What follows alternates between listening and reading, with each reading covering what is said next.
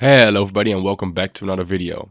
Now for those of you who have not seen it yet, Valve has made some pretty significant changes to trading. So I am here to get you up to speed with what has happened so far. First off, yesterday Valve released an update which extended on the 7-day trade hold.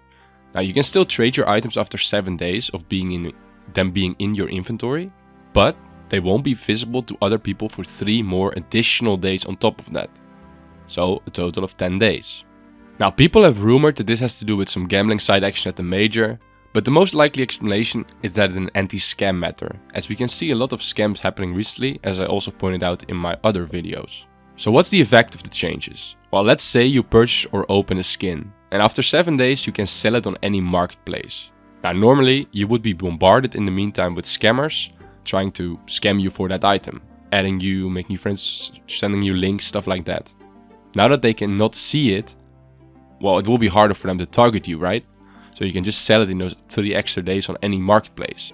Unfortunately, Valve also changed some other things, and this is kind of relating to marketplaces actually.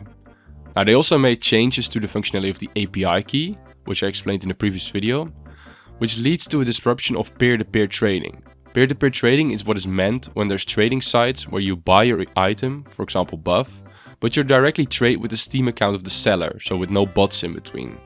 Now to this end, it uses your API key to send the trade for you, and you will only have to confirm the trade in the Steam Authenticator.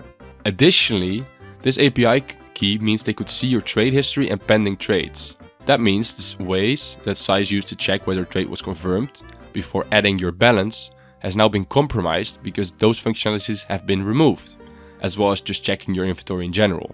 So that brings me to the final point in this video. Right now many things are uncertain because of these updates, and we already see some peer-to-peer trading markets adapt, like CS Float and Buff, which is really great. But unfortunately there's still some kinks in the cable, as I've seen some people posting about still not receiving balance in time and such. And for that reason I would advise you to stay away from them for the next week or so, or until it's absolutely clear that the new systems are infallible. In the meantime, if you really want to sell stuff, go for a site which uses bots like Skimport, as these are not affected by the changes. I will make an update video on this next week. I just want to get the word out right now for people who haven't been following this news. So be sure to subscribe if you want to see how this develops, and I will see you in the next.